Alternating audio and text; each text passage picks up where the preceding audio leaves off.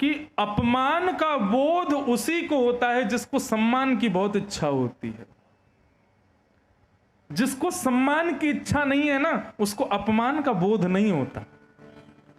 जो पहले ही विचार करके आया है कि वहां जाऊंगा तो ऐसी अगवानी होगी, ऐसे बैठाया जाएगा, ऐसे मुझसे पूछा जाएगा, ऐसे मेरे से बातें की जाएंगी, वो पहले ही सोच करके आया है।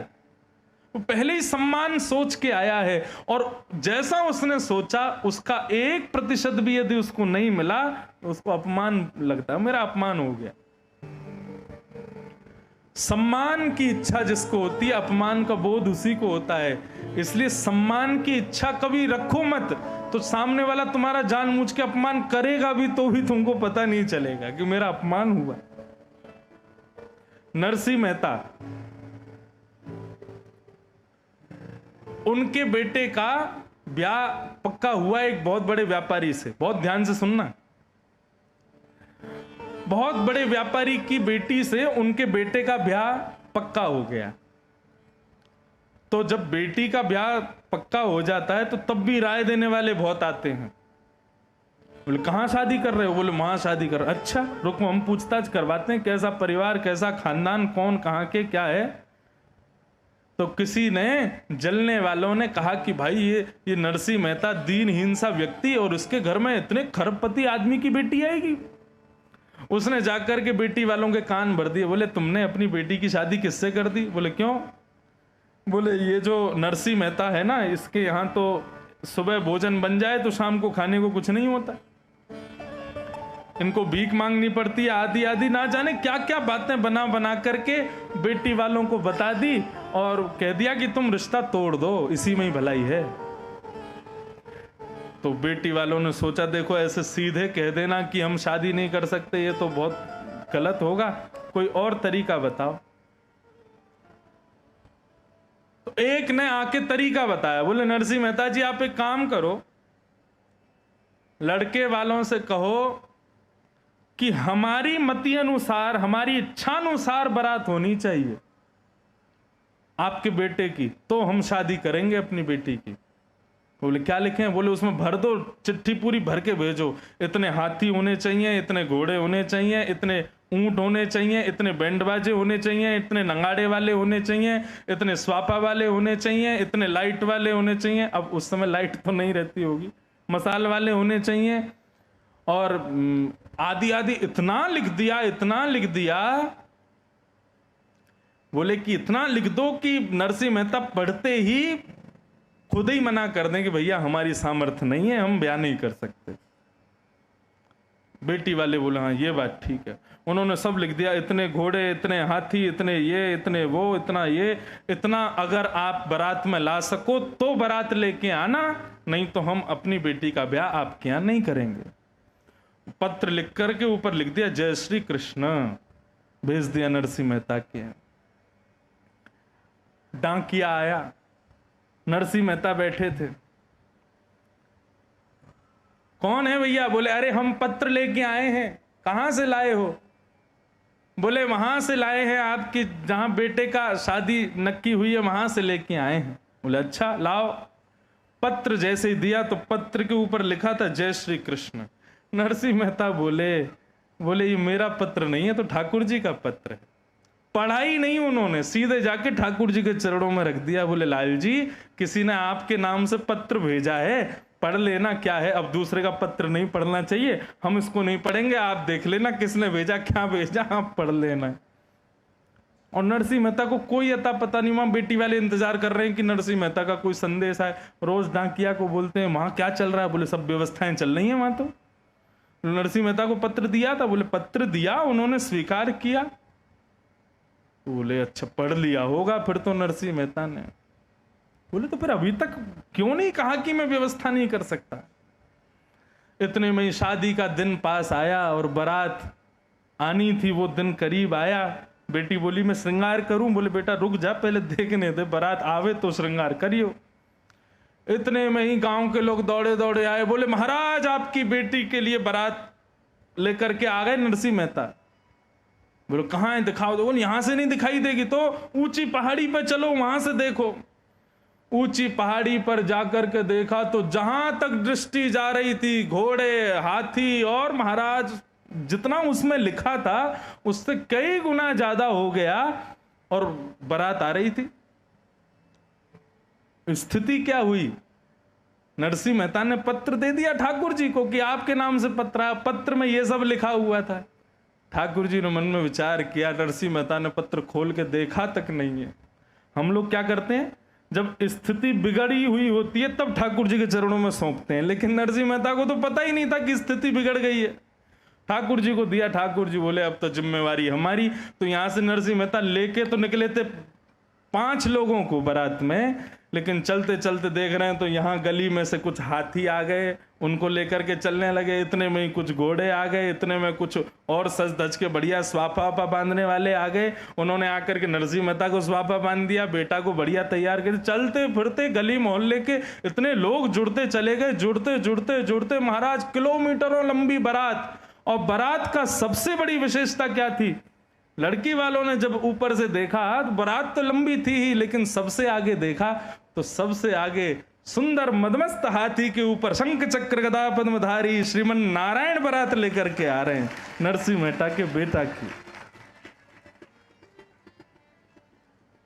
ये स्थिति है। तो अहमता और ममता, इस विषय पर हम चर्चा कर रहे थे। लोग सम्मान के भूखे होते हैं, इसलिए अपमान बोध होता है। और ये सम्मान अपमान ये सब बोध होना, ये सब क्यों होता है? क्योंकि हमारे भीतर अहमता है। तो पहला दुख का कारण क्या है? अहमता। अहमत्व को त्यागो। किस बात का अहम करते हैं हम लोग?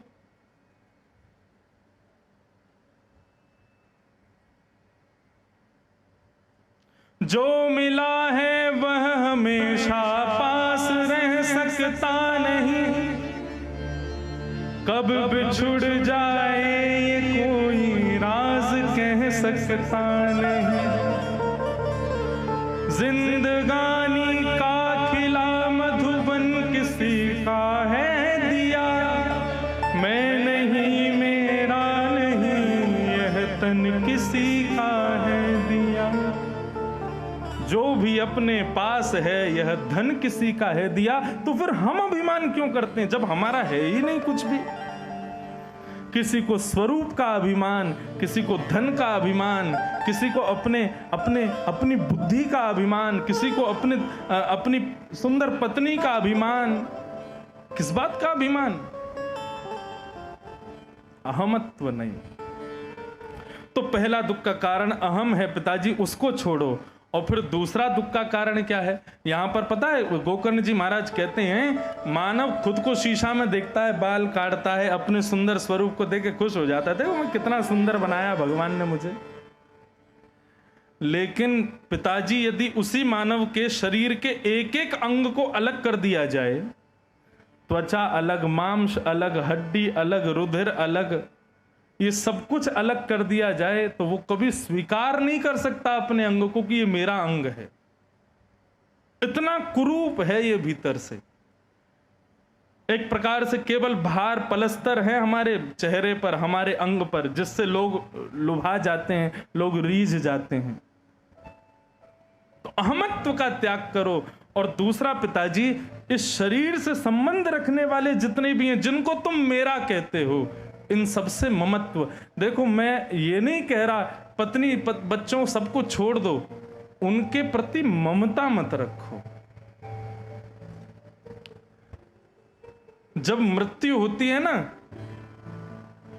तो जिन जिन को तुमने मेरा कहा था सारे मेरे यहीं खड़े रह जाते हैं, एक भी संग नहीं जाता।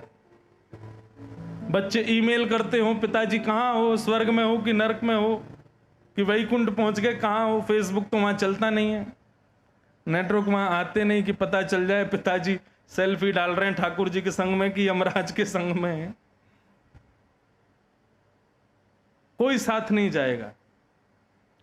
एक बहुत सुंदर श्लोक है कि हमारी मृत्यु के बाद, एक बार मैं बंबई में कथा कर रहा था तो एक बच्चे ने मुझसे प्रश्न किया, बहुत अच्छा प्रश्न।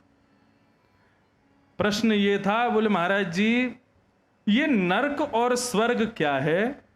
और दूसरा प्रश्न ये था कि जब हमारा शरीर, जिसको कष्ट होता है, कष्ट देने पर कष्ट होता है, सुख देने पर सुख होता है, वो शरीर तो यहीं जल जाता है, तो फिर ये नरक में कष्ट और स्वर्ग में सुख कौन भोगता है? और रही बात आत्मा की, तो आत्मा के बारे में तो गीता में लिखा है कि उसको कोई जला नहीं सकता, उसको कोई काट नहीं सकता, उसको कोई भिगो नहीं सकता, उसको कोई मार नहीं सकता, तो उस आत्मा को सुख दुख भी नहीं होते। तो ये सुख और दुख मरने के बाद किसको मिलते हैं? कितना अच्छा क्वेश्चन। ऐसे प्रश्न होने चाहिए। तो उत्तर देने के लिए व्यास जी को भी एक रात उठ के पढ़ना पड़ जाए, कहां से लाएं इसका उत्तर। देखिए, प्रश्न किसी का था लेकिन उत्तर दे दूं क्योंकि प्रसंग में ही है। हमारी मृत्यु के बाद शरीर यहीं जल जाता है, लेकिन हमारी जो आत्मा है, उस आत्मा को कर्मानुसार, जैसा उसने कर्म किया है उस अनुसार मृत्यु के बाद उसको एक बड़ा सुंदर देह प्राप्त होता है। यदि उसको नरक जाना है तो उसको देह मिलेगा यातना देह। कौन सा देह? जोर से बोलो, यातना देह। यदि उसने बहुत गलत किया अपने जीवन में, सब पाप ही पाप किए, तो उसको मिलेगा यातना देह। और यदि उसको स्वर्ग जाना है तो उसको मिलेगा भोग देह। ये दो देह प्राप्त होते हैं, अदृश्य देह हैं, हमको दिखाई नहीं देते।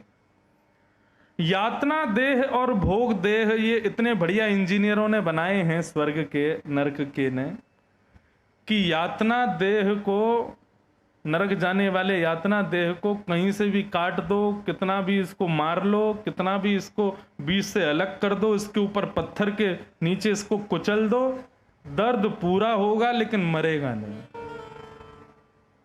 समझ रहे हैं बात को? नरक जाने वाला जो यातना देह है उसको दर्द पूरा होता है। जो पिन चुबाओगे तो चुभने का दर्द होगा, थप्पड़ मारोगे मारने का दर्द होगा, उसके ऊपर पत्थर फेंक दोगे तो उसके बाद हड्डी टूटने में सब दर्द होंगे उसको, लेकिन मरेगा नहीं। कितना भी भयंकर एक्सीडेंट हो जाए वो मरेगा नहीं। ये है यातना देह। नरक वालों को ये मिलता है। नरक के बारे में वर्णन आता है ना, भरे भरे तेल की कढ़ाई में उसको पकौड़ा बना देते हैं, फिर भी मरता नहीं है। नरक का वर्णन यदि कर दिया जाए एक दिन कथा में, तो दूसरे दिन कथा सुनने नहीं आएगा कोई भी। लेकिन कभी तो करूंगा, बुढ़ापा हो जाएगा मेरा, तब नरक के ऊपर कथा करूंगा। पूरे 7 दिन नरक के बारे में ही बताऊंगा, कैसा नरक, कैसा क्या वहां क्या, वैतरणी नदी, 8 प्रकार के नरक, उन नरकों में कौन कौन से पाप भोगने कैसे कैसे व्यक्ति जाता है, सब बातें लिखी हैं। स्वर्ग जो जाता है वो है भोग देह। भोग देह कैसा होता है? कितना भी खाएगा पेट नहीं भरेगा, बिना नहाए धोए भी उसमें से सुगंध आती रहेगी, कभी दाढ़ी मूंछ भरेंगी नहीं, झुर्रियां पड़ेंगी नहीं, वो कुरूप होगा नहीं, सुंदर बना रहेगा, जिसको चाहेगा उसको अपना बना लेगा, जहां चाहेगा वहां सो जाएगा। ये होता है भोग देह। ये मिलता है मृत्यु के बाद।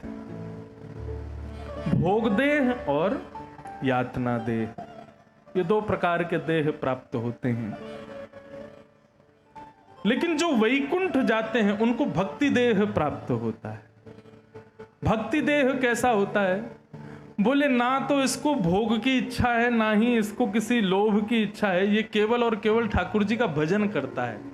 इसको ना नींद आती है, ना भूख लगती है, ना कुछ। जितना हो सके भगवत भजन कितना कर लूं, ये उसका स्वरूप होता है। हमको यही चाहिए, हमको स्वर्ग नहीं जाना। अच्छा, एक बात और पुष्ट कर दूं, जो लोग अपने पितरों के नाम के नीचे लिखते हैं स्वर्गीय, स्वर्ग का मतलब पता है? स्वर्ग जाने वाला व्यक्ति कुछ दिन स्वर्ग में रह के उसको दोबारा जन्म लेना ही पड़ता है। स्वर्गीय क्षीणे पुण्य मर्तलोकम विशंति। आपने जितने पुण्य किए उतनी देर आप स्वर्ग में रहोगे। जैसे ही आपके पुण्य खत्म हुए, आपको तुरंत फिर से पृथ्वी पर फेंक दिया जाएगा।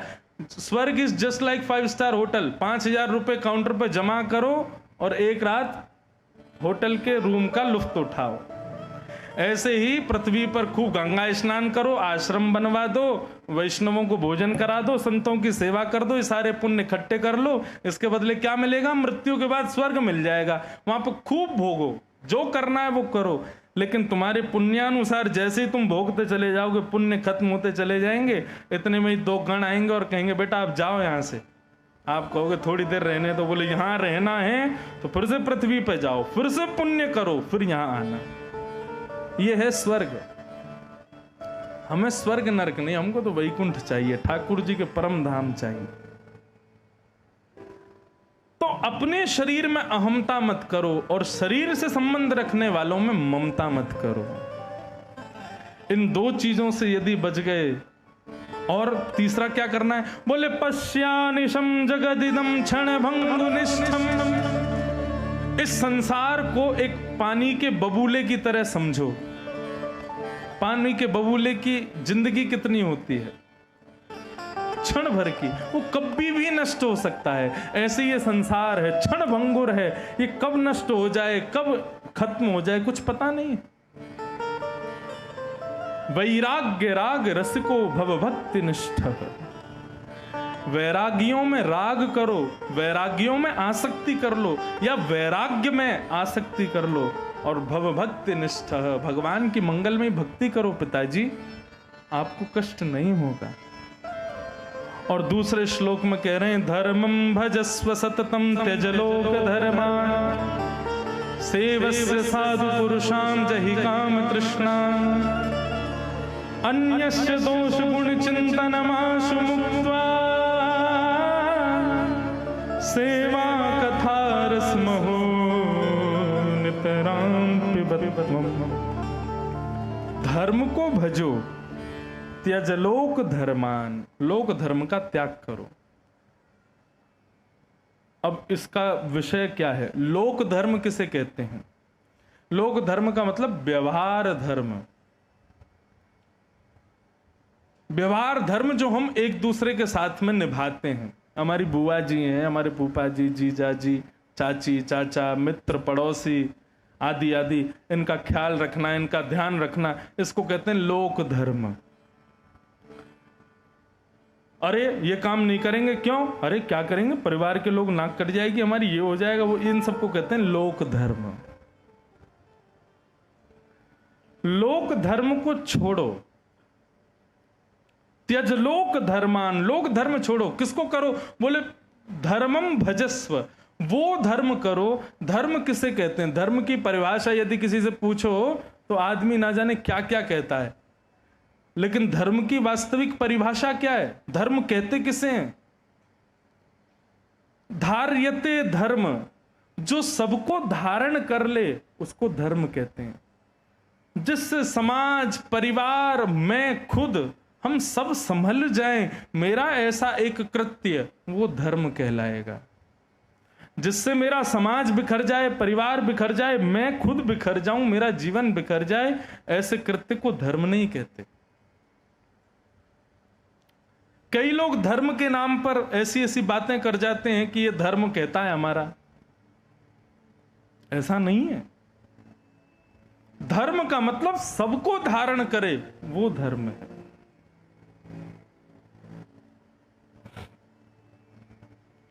धर्मम भजस्व, और क्या करो? सेवस्य साधु पुरुषां जहि काम तृष्णा, साधु पुरुषों की सेवा करो। अब यहां साधु का नाम लेते ही लोगों के मन में क्या आ जाता है? पीले वस्त्र पहनने वाले, जटाएं रखने वाले, बड़ी बड़ी दाढ़ियां रखने वाले, खड़ाऊं पहनने वाले, तिलक लगाने वाले, यही साधु होते हैं? नहीं। वृक्षः कबहु न फल भके, नदी न संचय नीर, परमारथ के कारण साधु धरा शरीर। जो भी परमार्थी है वही साधु है। जो समाज की सेवा करता है, सबकी सेवा ही जिसका परम धर्म है, ऐसा व्यक्ति यदि पैंट शर्ट भी पहनता है, जीन्स भी पहनता है, वो साधु है। और पीले वस्त्र पहनता है, लेकिन समाज की सेवा करना है आदि इन सब में बिल्कुल रुचि नहीं है, बड़ी बड़ी जटाएं रख ली, तो ऐसा व्यक्ति स्वरूप से साधु हो सकता है लेकिन अंदर से साधु नहीं है। साधु अंदर से हो, साधु हृदय से हो। अन्यस्य दोष गुण चिंतन माश मुक्त्वा, सबसे विशेष बात, दूसरों में दोष और गुण देखना बंद कर दो। ये तो ऐसा है, इसके अंदर तो ये कमी है, ये तो वैसा है, ये तो ऐसे बोलता है। कई लोग कुछ नहीं तो कथा में बैठे बैठे व्यास में ही दुर्गुण देखने लगते हैं। एक बार मैं कथा कर रहा था नेपाल में, तो वहाँ एक सेशन हुआ, तो कॉलेज के बच्चे आए बहुत सारे, तो सब क्वेश्चन आंसर कर रहे थे। उसके बाद फिर जब मैं कक्ष में गया तो एक लड़का मिलने आया, वो आके बोला, उसके कुछ प्रश्न थे निजी, तो उसने पूछे, मैंने बताए। फिर जाते जाते बोला, महाराज जी एक बात बताएंगे? मैंने कहा पूछो। आप अपने बालों पे हाथ क्यों फेरते हो इतना ज्यादा? मैंने कहा तेरे को यही दुर्गुण दिख गया मुझ में? वहां बैठे बैठे, अरे पंखा चल रहा है, बाल सिर पे आ रहे हैं, मैंने ऐसा कर दिया तो इसका मतलब जरूरी थोड़ी कोई स्टाइल मार रहा होगा। लेकिन लोग दोष देखने में और गुण देखने में पीछे नहीं हटते।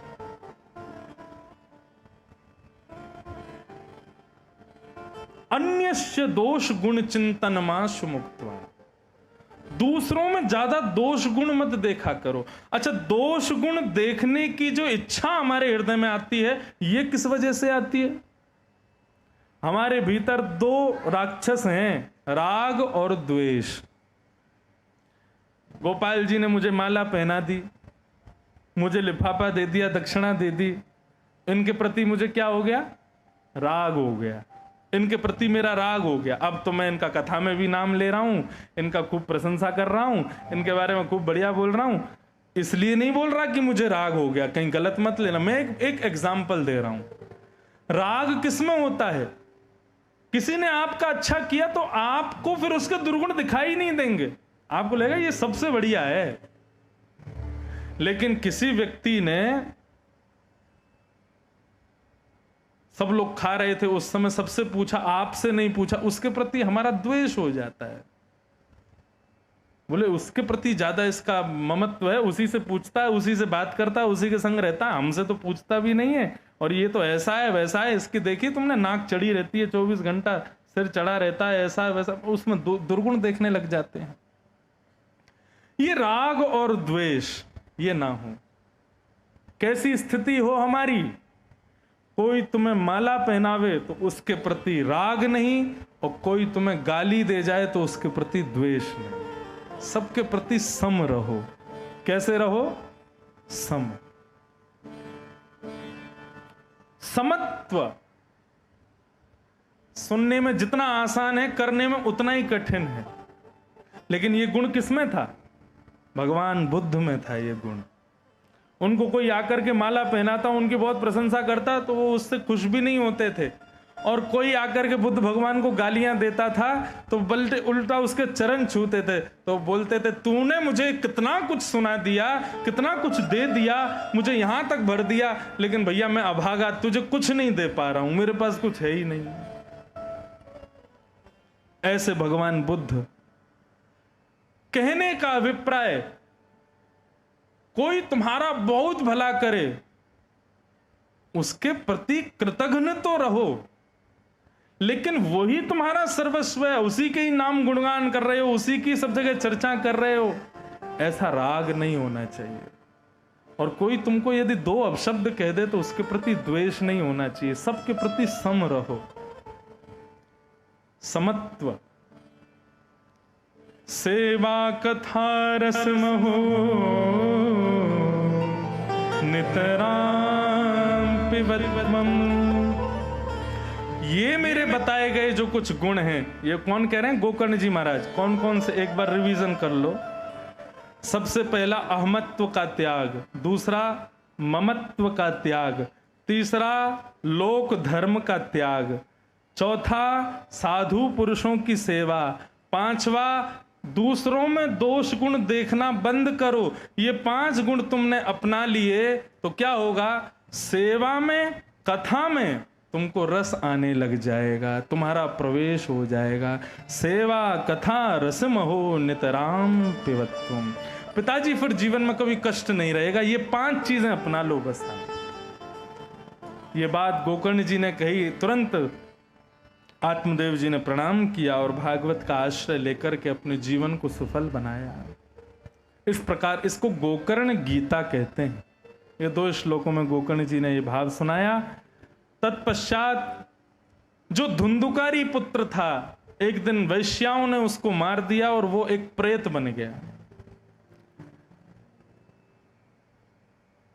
एक पद में लगभग कथाओं में गाता हूं कि भूत कौन बनता है। पहली बात, भूत होते हैं कि नहीं होते? होते हैं। भूत होते ही हैं, निश्चित होते हैं। लेकिन आप यदि ये पूछो, प्रश्न ये नहीं होना चाहिए भूत होते हैं कि नहीं होते, प्रश्न ये होना चाहिए कि महाराज जी भूत बनता कौन है? ऐसा कौन सा कृत्य है कि आदमी उस कृत्य को करने के बाद भूत बन जाता है? तो सुनो, सरस माधुरी जी कहते हैं अपने पद में, बंधु मुझे ना भजन से ज्यादा प्रिय पद लगते हैं। आपको भाएंगे और मुझको भाएंगे तो इस कथा में पदों का गान करूंगा। पद में नाचने की इच्छा नहीं होती, लेकिन रोम रोम प्रसन्न हो जाता है। सूरदास, तुलसीदास, मीराबाई ये लोग भजन नहीं गाते थे, ये पद गाते थे। सरस माधुरी जी कहते हैं भूत कौन है? भजन बिन नर मरगट के भूत, भजन बिन नर मरगट के भूत, भजन बिन नर मरगट के भूत, भजन बिन। सब लोग यदि पीछे दोहरा करके गाओगे साथ में, करताल बजा के, आनंद आएगा। भूत कौन है? आप सब लोगों को कॉन्ग्रेचुलेशंस है। क्यों?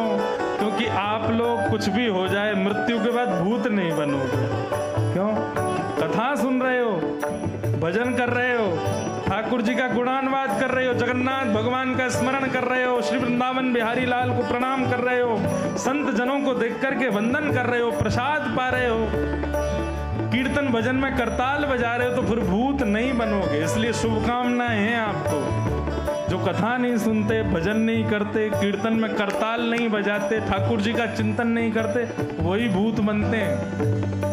ओ भजन बिना नर मरगट के भूत, भजन बिना नर मरगट के, हे भजन बिना नर मरगट के भूत, भजन बिना नर मरगट के। ओ श्यामा श्याम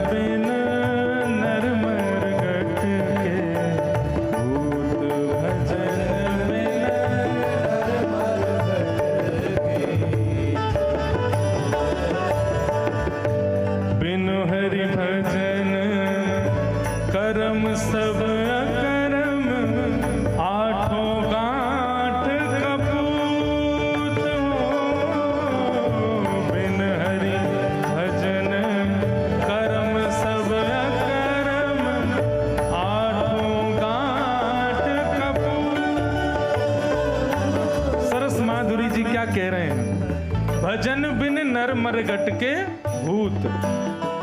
श्यामा श्याम रटे रसनासों तिनको जान सपूत। बिनु हरि भजन करम सब अकरम। बिना भगवान के भजन किए हम जो कुछ भी कर्म कर रहे हैं वो सब अकर्म है।